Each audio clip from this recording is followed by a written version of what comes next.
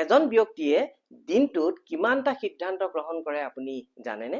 ভাবিলে আচৰিত লাগে যদিও এক সমীক্ষা অনুসৰি দিনটোৰ ভিতৰত এজন প্ৰাপ্তবয়স্ক ব্যক্তিয়ে গড় হিচাপে ৩৫,০০০ বাৰ ডিচিশন মেকিং বা সিদ্ধান্ত গ্ৰহণ কৰে। সঠিক সময়ত সঠিককে লোৱা সিদ্ধান্তই এজন ব্যক্তিক অসাধাৰণভাৱে সফল আৰু সুখী কৰি তুলিব পাৰে। ইয়াৰ বাবে মাথো প্ৰয়োজন সঠিক বিশ্লেষণ, সময়ৰ সঠিক নিৰ্বাচন আৰু সিদ্ধান্ত লোৱাৰ সাহসিকতা। এতিয়া প্ৰশ্ন হয়, আমি সঠিক সিদ্ধান্ত কেনেকৈ গ্ৰহণ কৰিম? সিদ্ধান্ত লোৱাৰ সময়ত 5টা কথা মনত ৰখা উচিত। 1.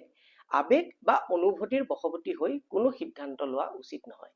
সিদ্ধান্ত গ্ৰহণ কৰাৰ সময়ত বিষয়টোৰ প্ৰকৃত আৰু সম্পূৰ্ণ তথ্য সংগ্ৰহ কৰিব লাগে আৰু সেই তথ্যসমূহৰ বিশ্লেষণ কৰি সত্য তথ্যৰ ভিত্তিতহে নিৰপেক্ষ সিদ্ধান্ত ল'ব লাগে। 2.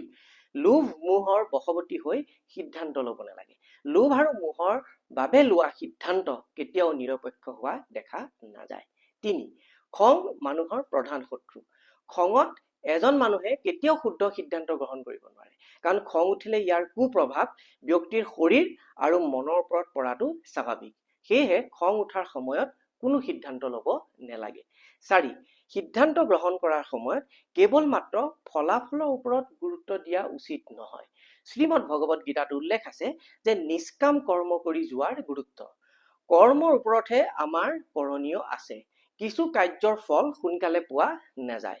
ফলাফলৰ নিশ্চয়তা ব্যক্তিৰ নিয়ন্ত্ৰণত নাথাকে। 5. সিদ্ধান্ত লোৱাৰ সময়ত ভয়, তিৰস্কাৰ বা সমালোচনাৰ দ্বাৰা প্ৰভাৱিত হোৱা উচিত নহয়। যি সিদ্ধান্তত নিজৰ লগতে আনৰ বা দহৰ কল্যাণ হয়, সেয়াহে সঠিক সিদ্ধান্ত হিচাপে পৰিগণিত হৈ আহিছে। অৱশ্যে এবাৰ লোৱা সিদ্ধান্ত ভুল বুলি প্ৰমাণিত হলে তাৰ শুধৰণি কৰি লোৱাটো অতি প্ৰয়োজনীয় আৰু গুৰুত্বপূৰ্ণ।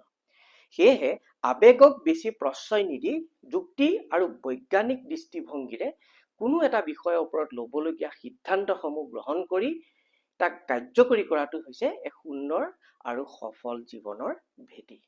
ধন্যবাদ।